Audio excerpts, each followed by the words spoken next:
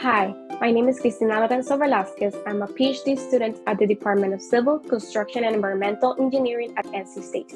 Before I joined NC State to study geotechnical earthquake engineering, I earned my bachelor's degree in civil engineering at the University of Puerto Rico, Mayagüez campus. I'm currently working with Dr. Ashley Cabas' research group, and my work is focused on integrating the effects of local soil conditions into probabilistic seismic hazard assessments of water supply distribution systems. The goal is to contribute to the improvement of the performance of pipelines spread through long distances and regions with variable site conditions during seismic events. I'm also currently the Vice President of the Geo Institute Graduate Student Organization and President of the Latin American Student Association at NC State.